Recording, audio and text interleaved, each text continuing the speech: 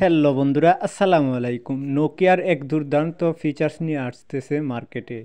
আর এই স্মার্টফোনটিতে 64 মেগাপিক্সেলের প্রধান ক্যামেরার সাথে 20 মেগাপিক্সেলের ওয়াইড সেন্সর সেটআপ এবং 64 মেগাপিক্সেলের সেলফি ক্যামেরা লক্ষ্য করা যাবে। এ নিয়ে চলতি বছরের শুরুতেই প্রায় 10টি মডেলের স্মার্টফোন লঞ্চ করল নোকিয়া। চলমান বছরে একের পর এক দুর্দান্ত স্মার্টফোন লঞ্চ করে বিশ্ববাজারে দখলের লড়াইয়ে বেশ কয়েক ধাপ এগিয়ে এই স্মার্টফোন নির্মাণ কোম্পানি। এই মাইক্রোসফটের মোহ কাটিয়ে অ্যান্ড্রয়েডের জগতে নতুনভাবে পথ চলা মুঠের উপর ভালোই শুরু করেছে এই স্মার্টফোন নির্মাণ কোম্পানি। সম্প্রতি ধারাবাহিকতার বজায় রেখে আরও একটি দুর্দান্ত 5G মোবাইল লঞ্চ করছে নোকিয়া।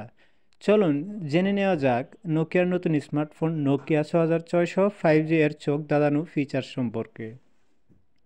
যদি আপনি এই মুহূর্তে একটি দুর্দান্ত মোবাইল কিনতে চান, তবে আপনার পছন্দের তালিকায় রাখতে পারেন নোকিয়া 6600 5G মোবাইলটি।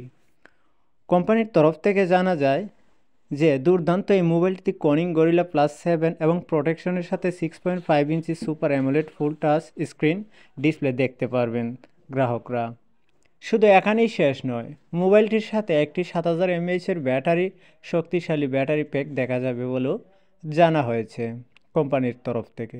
যদিও দুর্দান্ত এই ফোনটির প্রসেসরের কথা বলি, তবে কোয়ালকম এবং স্ন্যাপড্রাগন 86 প্লাস 5G প্রসেসর দেখা যাবে ফোনটিতে। তাছাড়া অ্যান্ড্রয়েড 13 সংস্করণে ফোনটি বিক্রির সিদ্ধান্ত নিয়েছে নোকিয়া। যদিও ফোনটির ভেরিয়েন্টের কথা বলি, সেক্ষেত্রে দুর্দান্ত এই মোবাইলটিতে 6GB র্যাম এবং 128GB স্টোরেজ এবং 8GB র্যাম এবং 256GB স্টোরেজ লক্ষ্য করা যাবে। তাছাড়া এই স্মার্টফোনটিতে 64 মেগাপিক্সেল প্রধান ক্যামেরার সাথে আপনি পেয়ে যেতে পারেন 20 মেগাপিক্সেল ওয়াইড সেন্সর সেটআপ এবং 24 সেলফির ক্যামেরা লক্ষ্য করা যাবে।